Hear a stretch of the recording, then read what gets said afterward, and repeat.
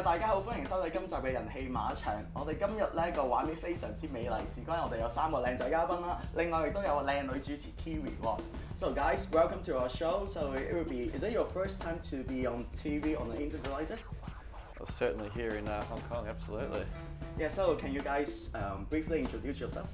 Yeah, hi, I'm Tom Biddington. I'm the editor of the South China, racing editor of the South China Morning Post, and come from Australia, and yeah, got a long history in horse racing. Yes. I'm Trenton AKERS. I'm also from Australia and Queensland, up north there.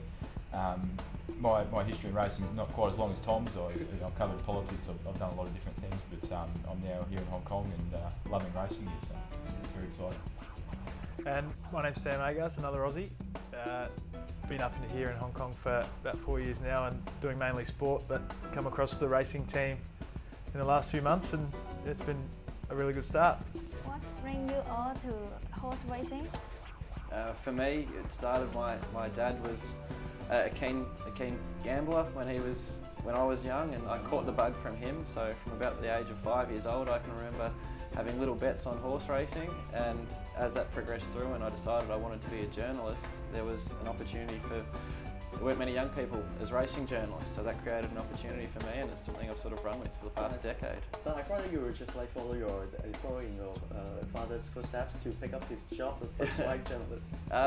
He was a teacher, and my mum was a teacher as well, but I don't really like dealing with children, so it's much easier to and I love sport, and I wasn't good enough to play it at any elite level, so what next best thing's writing about it. I was similar in a way to, I'm different in the sense that none of my family really had interest in horse racing beforehand, but one of my best friends, his dad was a bookmaker back home, so we used to go around to all the country tracks as little kids and used to run around, and we had a great time there. But like Tom, I just loved sports, everything sports. I loved it as a kid, and so I always wanted to be involved in that in some regard. And when it came time, I became a journalist and wanted to go down that path. So it was just a really great field to be in, very enjoyable, and great people in racing as well. Everyone's mostly very engaging, very good to talk to. So I found it a very good field to be in. Most of them. Yeah, I certainly didn't grow up around horses. I come from a country town in South Australia, and probably in my late teenage years playing footy with some older fellas, you start going down to the local pub and you see it round, and it's very visible in hotels at home, the racing on the TV. And I remember a footy coach tipped us BIDDINGTON's first Melbourne Cup win, I think, and we all had a bet. Yeah. And that was sort of my first look at horse racing, and always loved the thrill. I spent a few years working in a pub, and my boss was a keen punter. He was the first bloke that probably started taking me to the races, and sort of grew from there. And when the opportunity to start working in racing came up a few months ago, I jumped at it. All of the generation and younger generation, what they need is that opportunity. Yeah. So I know that Trenton, you just moved to Hong Kong not long ago. So how you find this opportunity to move to Hong Kong, and what brings you here? Because you have to, I would say, just now you have to live your family and friends at home, and then you have to rebuild everything here. When the position came up, it was a no-brainer for me. It was such a good opportunity in such a keen racing jurisdiction. Get away from the family? Yeah. Get out of there really quick. But it was tough with family and stuff, but they understand that it's it's the opportunity. So they were very happy for me, and you like that. But as I said, everyone in Hong Kong just loves racing so much. So it's so good to be around here. And I remember I applied for the job and I got a phone call from Tom a few weeks later, and from then you were set on it from then. And I remember thinking, while I was at my old job back home, I was like, geez, I can't wait. So it was really exciting, and I wouldn't change it for anything at this stage. Hong Kong's been great. Really loving it so far. And what's the most difference between Hong Kong and the foreign country, maybe Australia, the horse racing?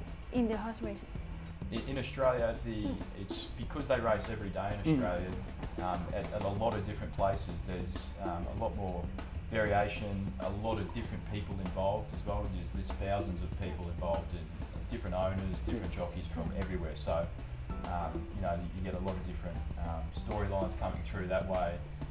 So that's very different in that regard, but that's not saying that it's better or worse there or here. It's, you know, they each have their different quirks about them. But to me, that's the biggest difference racing-wise, is that you know, you've got the big races on the Saturday in Australia, but Monday through the Friday, there's races anywhere you can imagine. So that's the big difference for me. Yeah. And the pressure's just immense here, isn't it? I mean, for a jockey that's maybe not in the best form, there's nowhere to hide.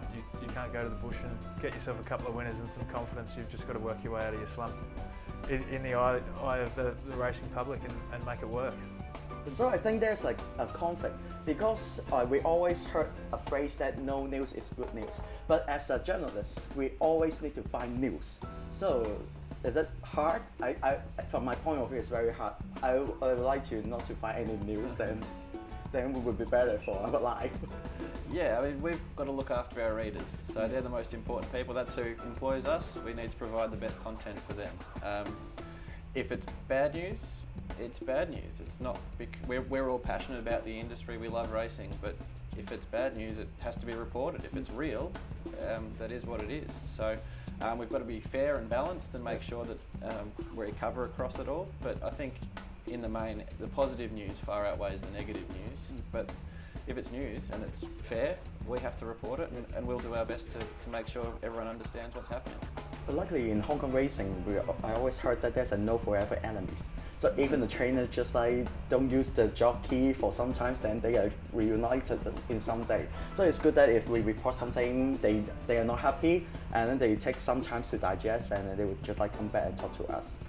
Yeah, it's like everything. I mean, everyone in racing has a pretty thick skin, and they get over things relatively quickly because you have to. It's a small pool, and I mean, I think it's equally important that racing's prominent in our pages too, and online. And I think those in the racing industry want their stories to be with the South China Morning Post. We're the English, you know, language hotspot for everyone who wants to know about Hong Kong racing. So if you want to have a presence, then you know we're an important part of that as well.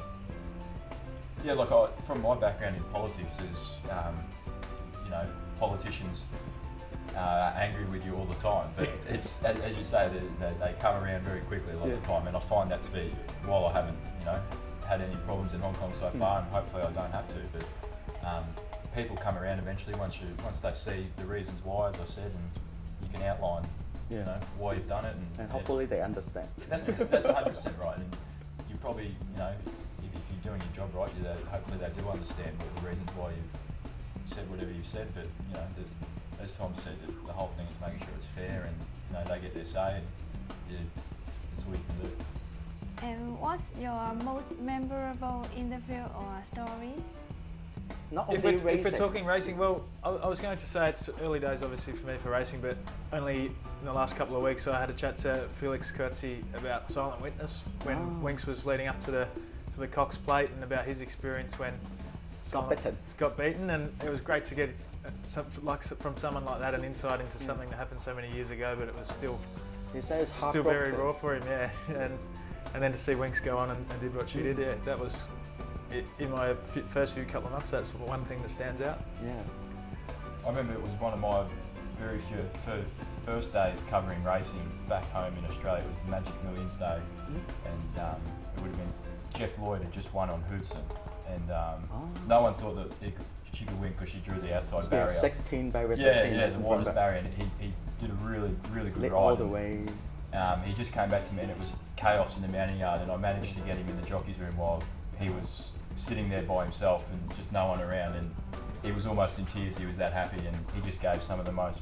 He's normally very reserved and very kind of quiet guy, but he poured his heart out, and he gave a lot, and that'll probably stick with me for a while, because it was really hot for one, and it was everyone had just lost their minds.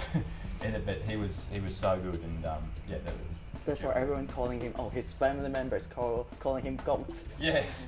GL80 greatest of all time. No, it was a really good ride, and it was Jeff was really good that day. So yeah, that was really fun. My most memorable story isn't a fun one, unfortunately. It's Caitlin Forrest was a young female jockey in South Australia, and it was Murray Bridge Cup Day, and she had a bad fall and she unfortunately died later that night.